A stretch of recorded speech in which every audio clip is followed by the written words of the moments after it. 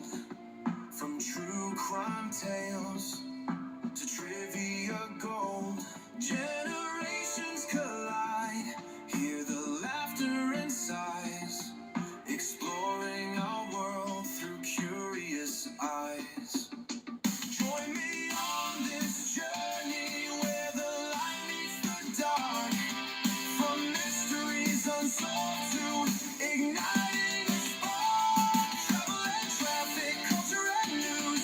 Every episode a chance for different views. Where love transcends time and space. Let's go.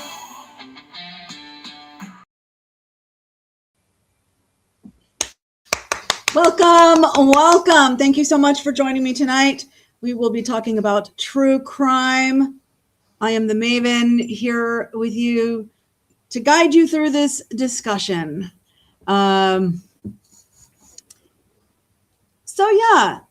think there's a lot of things to discuss, but I want to stick to the what. What happened? See if we can collectively try to figure out, not worry about the who. There's too many who's that could be involved, including Brian Kohberger. He could be involved. Frats, cartels, Brent Kopacka, police involved or not. There's plenty of theories out there about the who. I want to talk about the what. Can we figure out what happened? Because if we know what happened, then maybe the who would naturally follow.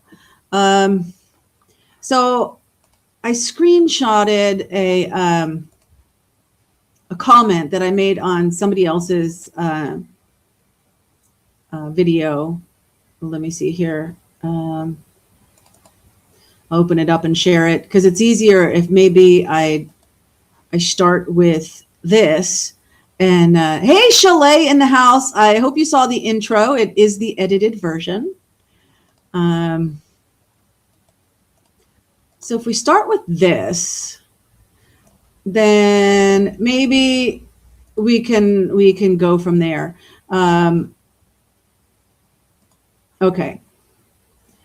So I was saying about the video that this lady made, great info. I am still confused as to whether or not the attacks on Xana and Ethan started between, I said PM. That should be AM. I think we all know I meant AM. Sorry about that. Maybe I need to go and edit that. I think I can edit the comments in YouTube. Went into AM because the Linda Lane in the Linda Lane footage of all the stuff that's on Linda Lane footage, the fact that it's pretty clear you can hear people singing "Take Me Home, Country Roads," and that was Ethan's song, and so it may have been people taunting him by singing that. And that's pretty clear. So that's compelling to me. And that was around 1:30. All right. 1:30 a.m. ish, 1:20, 1:35. I don't know the time stamp, but between 1 and 2 a.m. If Maddie and Kaylee went into the house and did not immediately notice something wrong and making it upstairs before starting to call Jack for help, then Ethan and Xana couldn't have been in the house unless they were gagged but not cut yet. Maybe their attack started somewhere else and they were brought back to the house alive. Maddie and Kaylee would have smelled the blood, right? If they entered the house and Ethan and Xana had been attacked already, they would have smelled blood and known something was wrong. Even if they're drunk, they would have known something was wrong. So that kind of eliminates the fact that if Ethan and Xana were attacked earlier, or maybe attacked first, maybe it wasn't in the house, or if they were in the house, they weren't cut yet. Okay. It's interesting to note that Xana's DoorDash order was placed around 2:30 a.m. The police always like to talk about this 4 a.m. DoorDash, but once we started getting documents, it was actually placed, the order was placed around 2:30 a.m. So how does that fit in here? She couldn't have ordered the DoorDash during the attack if the attack happened at 2:27. And the 2:27 is referring to the scream. Okay. It's pretty clear there's a scream at 2:27. Who is it? Why are they screaming? Could be on is somebody watching a horror movie? I don't know. If someone was watching a horror movie, I think you would hear more than just that one scream. I don't know. So I think it's a legitimate scream. I think we can all agree on that. So 3 minutes after that scream, she's going to place a DoorDash order, right? So who placed the order? Was it for food or was it code for something else? We don't know that part. Has this gone to court yet? Mumsy, great question. It will not be going to court because the person that law enforcement arrested, his name is Brian Kohberger, and he pled guilty. Well, no, excuse me. He did not plead guilty. He got a plea deal.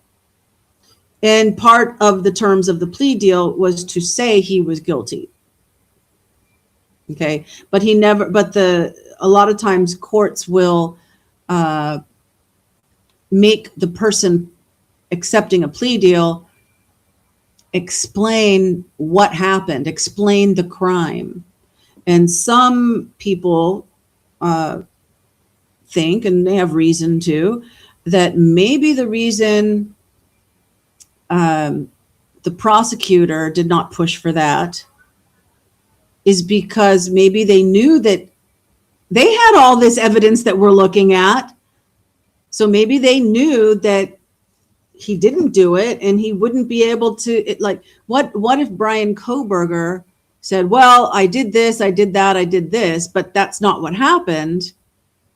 Then he just perjured himself and ruins his plea deal, blah, blah, blah. Okay, but we're not here so much to talk about that. But this is why, when just so that you're clear on why there's so much information coming out now, it's because all the records had been sealed prior to going to trial. But once there was not going to be a trial, the judge did order these documents and evidence and such to be unsealed.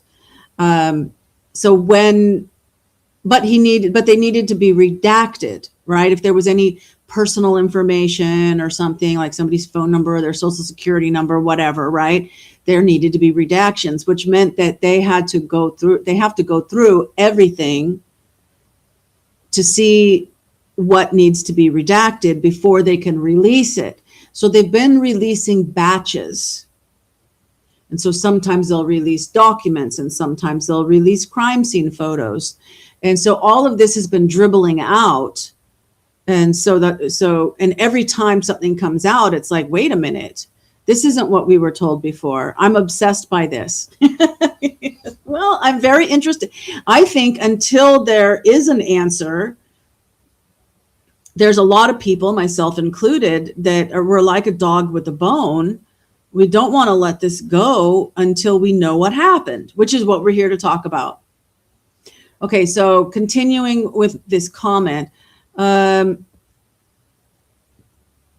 was thinking that tarps or painting sheets could have been placed throughout the house to make cleanup easier, right? Someone had mentioned, well, what about tarps? We were talking about blood splatter and the lack of blood throughout, and in particular, going from room to room, right? The room on the third floor where things happen and the room on the second floor where things happen. There's no visible blood that you would expect being tracked from one room to the other. Okay. Once they did the blue, amino black or whatever, this bluish spray thing, then we found more blood that wasn't visible. But the fact that it wasn't visible means that there was a cleanup. Somebody cleaned it up, right? So somebody mentioned Tarps in a chat. It was a live chat. And I thought, that could be, that would make sense in a Dexter kind of way, right? You prepare before this attack happens, and like in the living room areas, right? Say the living room or whatever, then, okay, so what if there's tarps? But if tarps had been laid out, I mean, it takes some time to do that. And then Maddie and Kaylee come home and see tarps and they're attacked right away. That doesn't work, right? As I write here, this would imply Maddie and Kaylee are accosted as they enter the home and someone else used her phone to call Jack, because they get dropped off around 2 a.m. And then I wrote the time here, 2:26, she starts calling Jack. All right. And then her last call is at 2:52, which is answered for 17 minutes and ends at 3:09. Okay. That's phone records. So we know that her phone made a call to Jack. But if they were attacked right away, then someone else had to have been using her phone. So I'm saying if we're just working through this, right? I thought maybe they were calling Jack because Murphy was missing, right? Like maybe they got home, Murphy was missing. They're calling Murphy. They're looking for Murphy. They can't find Murphy. So then they start calling Jack to find out if Jack has Murphy, right? But if they got home at 2, I don't think they would wait until 2:26 to call Jack. So I'm kind of ruling that out, that they were calling to check on Murphy. I say that here, but I don't think they would have waited a half hour, so that is less likely. We can explore the idea that Maddie and Kaylee got home, didn't know anything was wrong, went upstairs, Murphy's there, so they take care of Murphy in some way. Either they take him outside for a quick walk, or I would like to know if it was her habit. It's winter, it's really cold. I mean, would she just open her screen door and let him go do his business on the balcony? Not ideal, but they're college kids. So is that something that, and then just hose it down in the morning or something, or maybe once a week, just hose down the balcony. I don't know. But if they went upstairs and if Murphy was there, she'd left Murphy for hours. Murphy's going to have to do business, right? And then if Ethan and Xana start getting attacked, and for example, this 2:27 scream is either Xana or Ethan,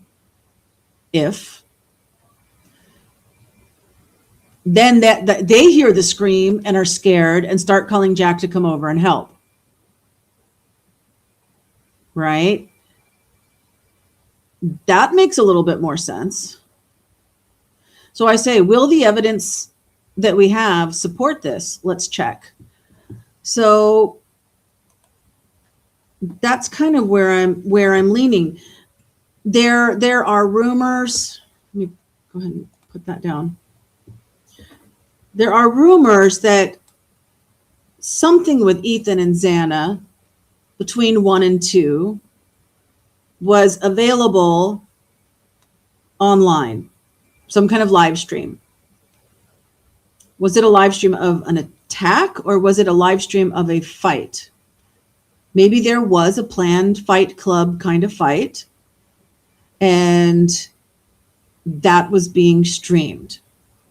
So maybe there was a fight, and maybe that taunting with the Take Me Home Country Roads was part of a fight that may not have been happening inside the house. Could it have been at the Sigma Chi house? There's been people that say that if people were shouting at Sigma Chi, that you would hear it at Linda Lane. I don't know. I think that's kind of far, but I don't know. Somewhere in that area was there a fight that people were paying $6 to watch the live stream. There's compelling evidence for this with the grub truck video. I did see it. I'm not sure of the exact timestamp, but it's before Maddie and Kaylee arrive, and they arrived at like, 1:45, 1:50, somewhere around that, right? If somebody knows, please, you can write it in the chat or in the comments later. But it's known what time they arrive. And before they arrive, but the big guy, the big guy, he's there. And all of us, and there's like all kinds of people all standing around. And then they all gather together, except for the big guy talking to one other person. I don't remember who he's talking to. Everybody else, they all gather around, and they're not chanting, not screaming, but oh wow, ooh, oh, ooh, kind of sounds like you would make when you're watching a fight or some kind of attack. And these people, they say, "Oh, Xana!" Like that, and like that was clear. Like, so they're watching something, and it's before Maddie and Kaylee get there. So that makes sense to me. I'm not sure where it would have happened. We know that Maddie and Kaylee got home right about 2:00.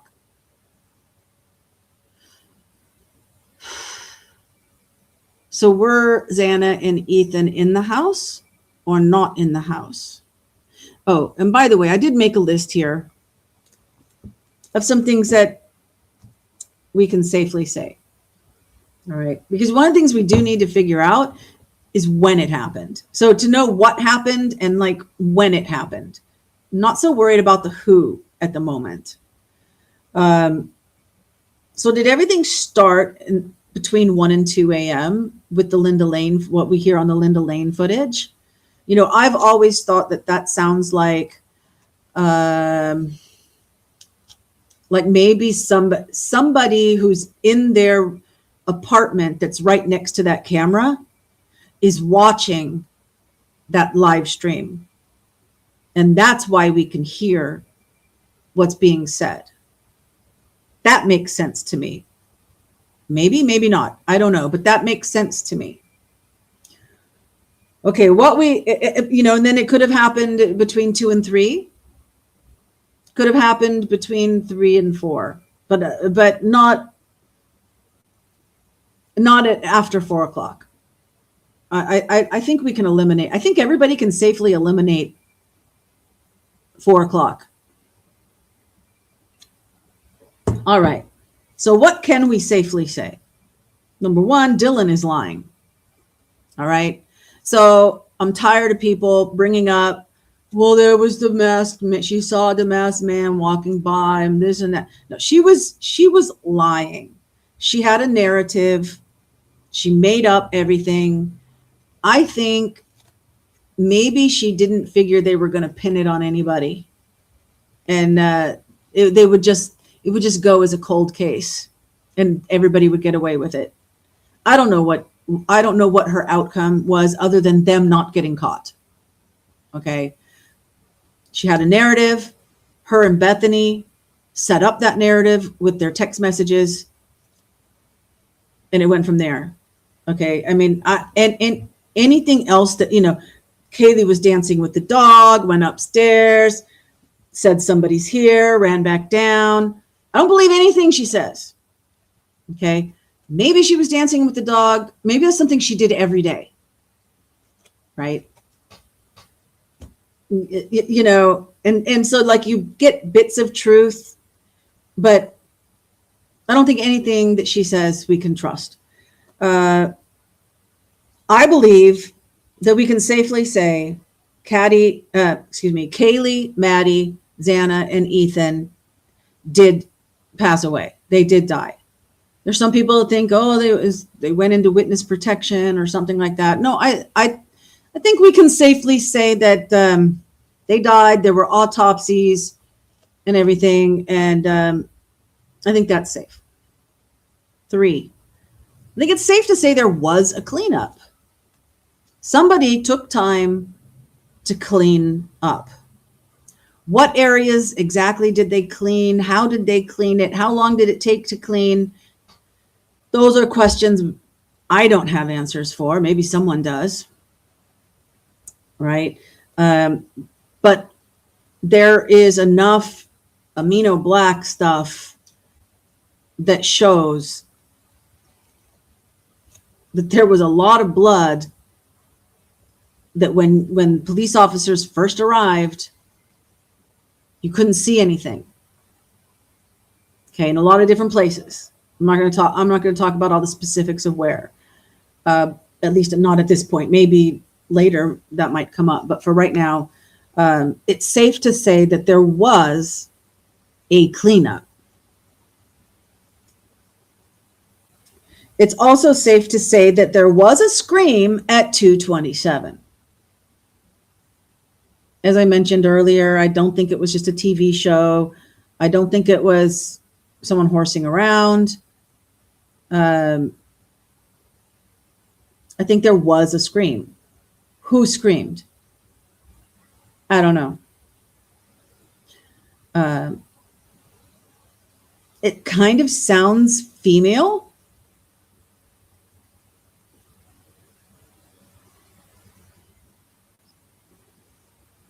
If the reason Kaylee and Maddie were calling Jack is because they were trying to get help, because they heard that scream.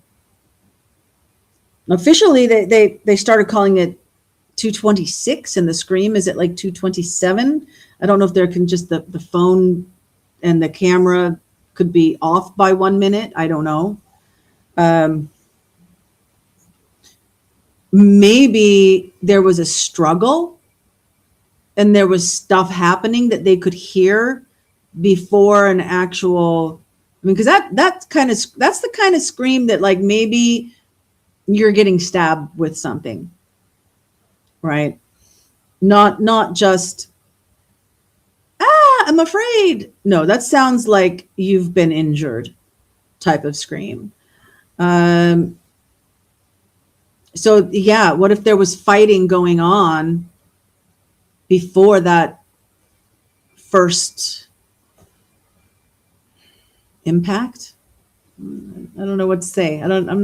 Most of the time I don't care too much what I say here on YouTube, just let the chips fall where they may. But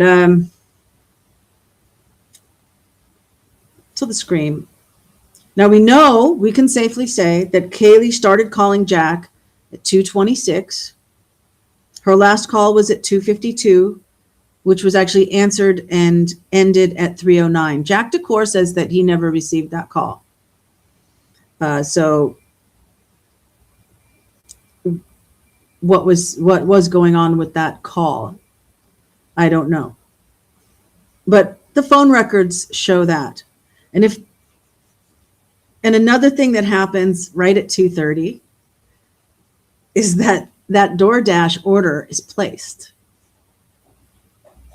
Now, I think that the DoorDash records that I think it was Jules went through showed that the order was placed from Ethan's phone, but I don't know 100% on that. So if things are going down at 2:30 because of that scream, who's making that DoorDash order? That's a big question for what happened in the order of things that are happening. Were they not attacked yet? And it was simply Ethan and Xana ordering some food? And then it took an hour and a half for that food to be delivered from a town that's 10 minutes away, 10, 15 minutes away.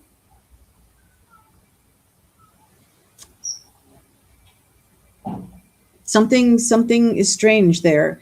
But the order was placed.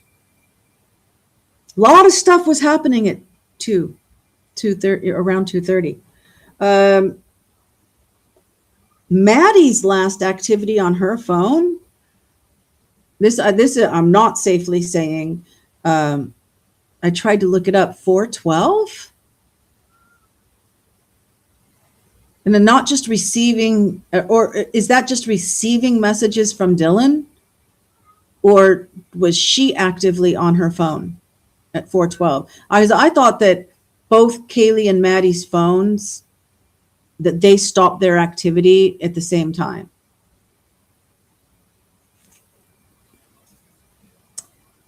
Number 8 I have here.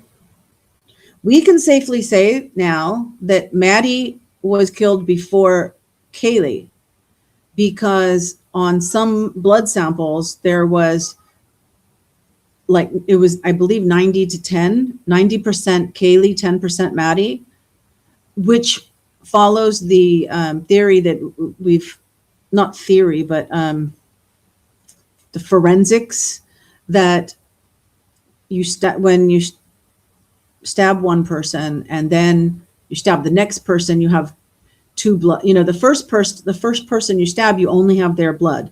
The second one, you've got it mixed up. You've got them both mixed up.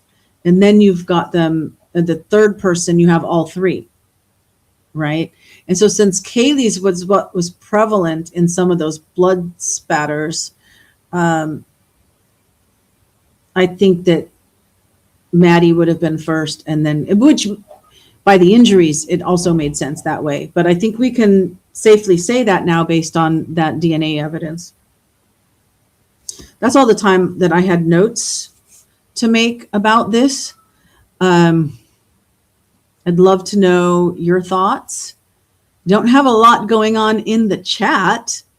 It'd be nice if there was some chat activity. The last video that I did actually got over 400 views and quite a few comments. So maybe this time just isn't good for a lot of people, but they watch on replay. I don't know, but this is where my thought is going. This is where I tend to think that Xana and Ethan got attacked before Maddie and Kaylee.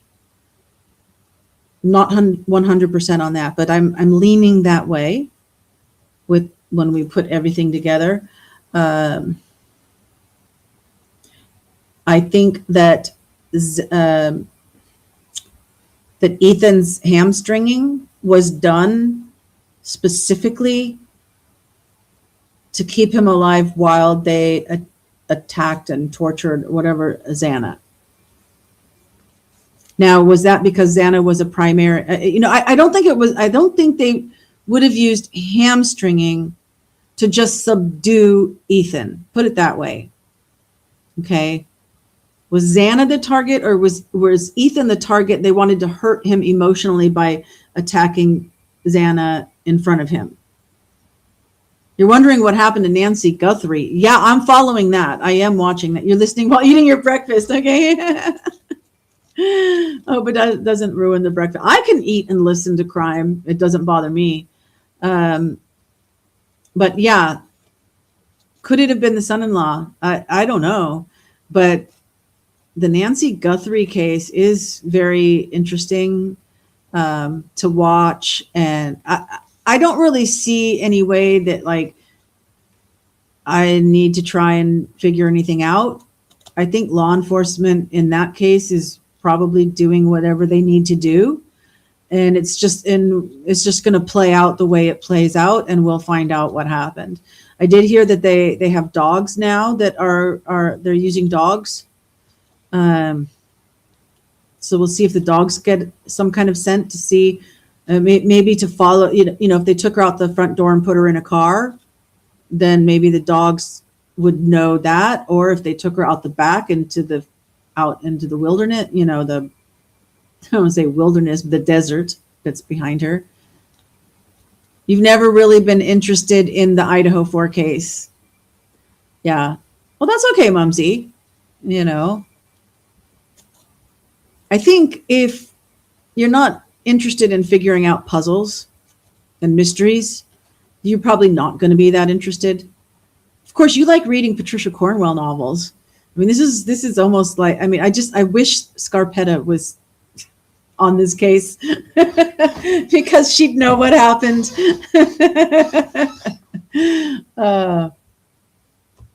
But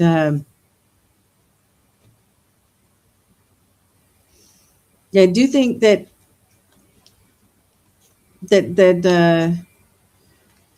we're gonna figure out a lot more when I've got Tony back on. Nurse Tony has agreed to do a live stream next week. He wants to take some time to find what he can about the autopsies and the medical injuries to give us that medical perspective, and to look at crime scene photos to see if they match the injuries. Oh, but you listen. Thank you, Mumsy. I appreciate it.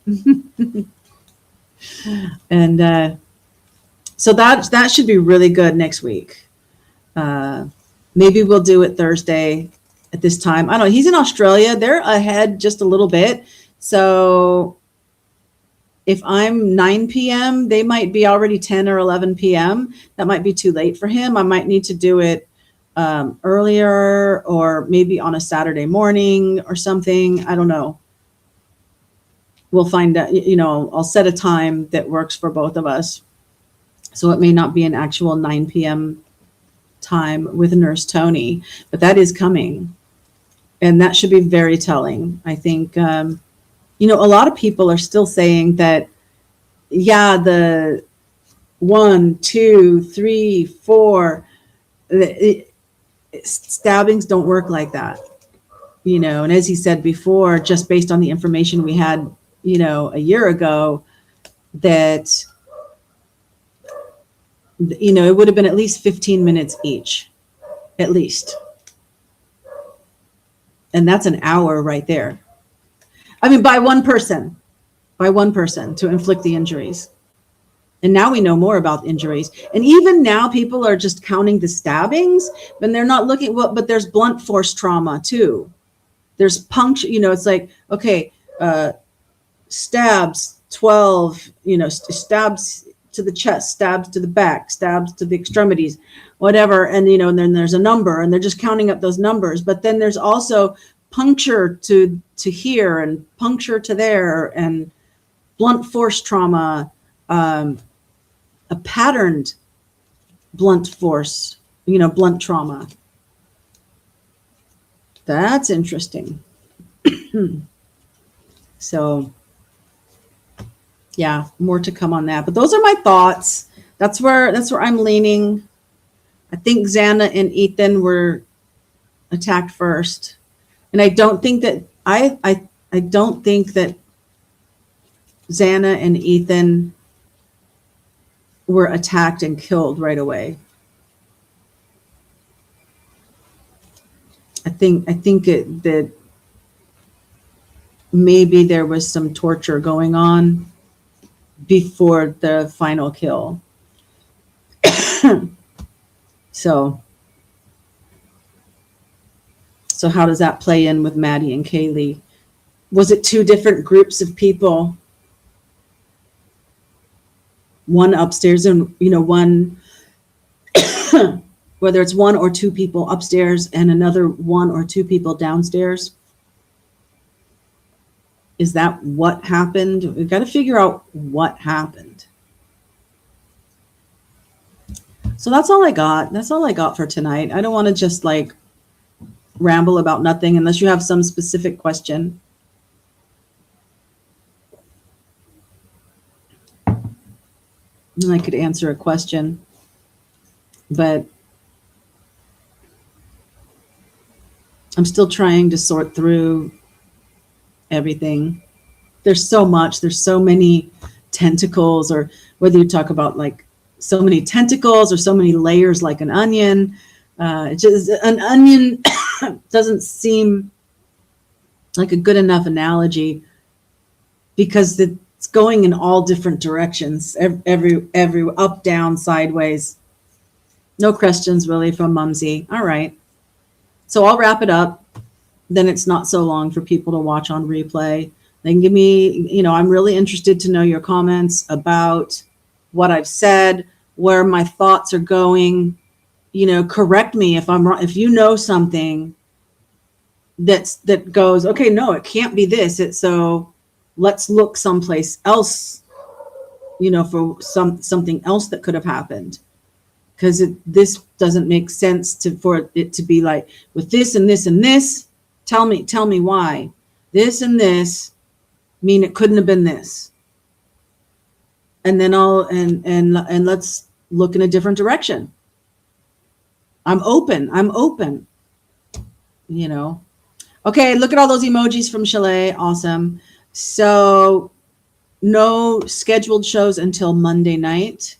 Or for me, Monday night, might be Monday morning for you guys, when I do crosswords and we put all of this stuff aside and stop thinking about it and just have some fun. It's very educational.